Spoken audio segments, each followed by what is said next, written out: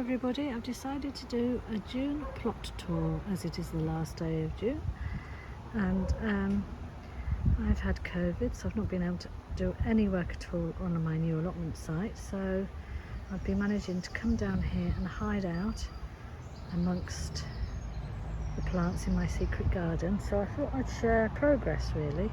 So the colourful bit in the middle of the screen is the wildflower garden, and I don't know if you can see properly, zoom in, but it is very pretty. And we have these Chinese irises that are also very pretty, but I need to keep an eye on them to make sure they don't spread too far. This is the rhubarb that I planted in the spring, so it's coming on pretty well. It does need a bit of a weed. We don't want to disturb all this lovely habitat for the wild creatures at the moment, and it not being picked at the moment, so I think it's all right just to leave it for now. If I go along this bottom bit along here, I can show you the monsters that are my broad bean plants. These were planted in the spring, and as you can see, they've got quite a few beans growing on them now.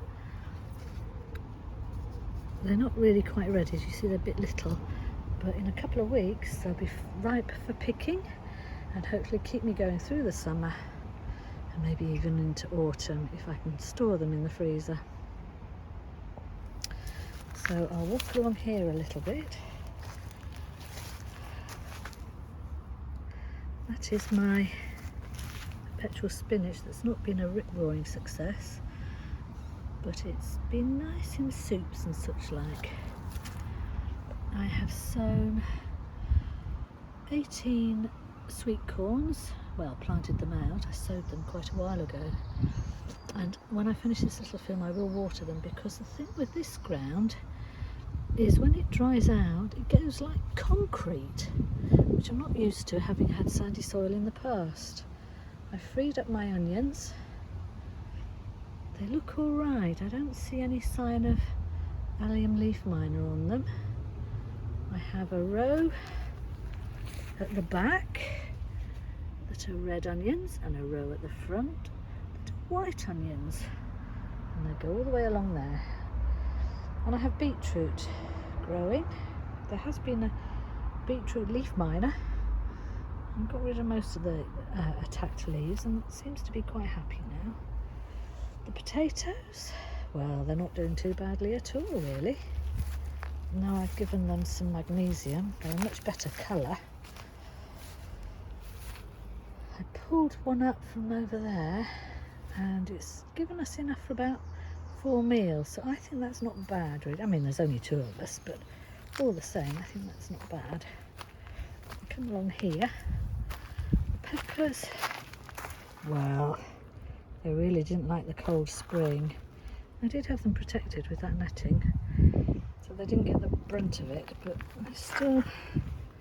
they're not fine and strong and upstanding at the moment, but hopefully they will become so. Yesterday I pruned my tomatoes a bit and they seem to be growing okay, and I put spring onions along the front. They seem quite happy. That's an odd spare broad bean plant that goes up and up and up, so that's very jolly. So that's the hole where I pulled up a potato. So I've had 2 up now, and they taste nice and they're growing okay. And again, it's a bit of a surprise having clay soil here, that if you do it the non-dig way, the potatoes just stay on the surface pretty much. I did have to rootle around a bit for 2, but otherwise they were pretty easy to harvest. Along here I have carrots. Germination wasn't fantastic, but I have got another packet to sow. More broad beans, spare sweet corns that need a water. I will do that in a few minutes. And then sweet sweet peas. Oh my goodness, this is the first time I've seen this. We've got a flower, a beautiful colour. The seeds were given me by a friend of mine from sweet peas she'd grown in her garden. So it's all going to be a bit of a adventure to see what comes out of them. They could probably do with a bit of a water as well. And then along here, this is the bush Roma tomato that we were given by a neighbour. Doesn't like the changes in temperature, but it is creating tomatoes. So, and these are cuttings that I've taken. I took those yesterday. Give them a go. Good water in, but they don't look very happy. These are ones that I took a few days ago. So they are chocolate cherry, and they are there in order to replace the chocolate cherry that died in the cold snap in the spring. So go along here. Garlic. Now this garlic, I think, has got quite a lot of green on it. No sign of disease. I've had a couple of escapes which have been very nice, and then I got this blooming COVID which has been making me feel really sick. So I've been eating a great deal of my lovely produce, but I think next week I am going to try harvesting them, because that's not a bad size. So keep it covered up for now. More spring onions. Oops, sorry about my fingers there. Just noticed that they were in the way. March 2 are going over. So now and again I can pick a few that are okay to tender enough to boil and eat. But otherwise I'm going to save them for seed. They've been fantastic.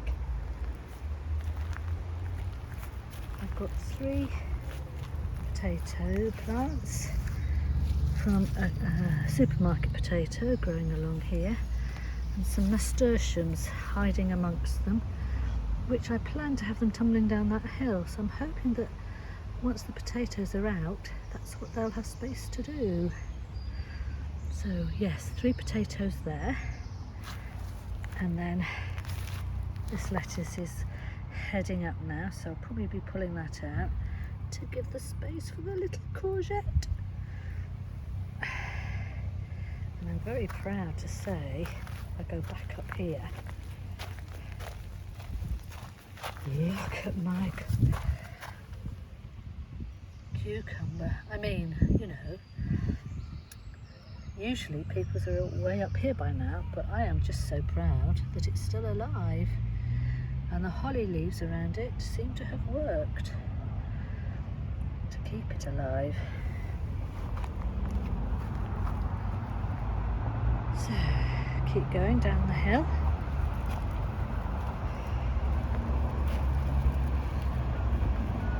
So yes, I've got 2 courgettes in that space, so we're going to clear the lettuce away probably on Tuesday to give the courgettes ample room just to spread out a bit. These are my colleague's potatoes, and he's the one who gave me the heads up about adding Epsom salts, and he's done it too, and his potatoes look a load better as well, so that's clearly a good tactic. These are more onions that I've taken the cover off. I watered them this morning, so I was given 2 strawberry plants here that are in pots. And once I've made a bit of space and looked for a permanent home for them, I'll be planting them out. This feels like an enormous achievement, which is a bit pathetic, but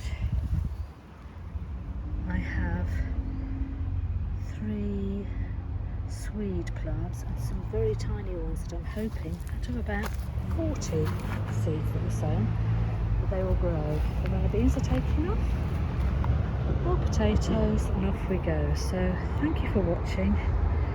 I hope you're all well and avoiding this dreaded COVID, and I'll see you at the next video.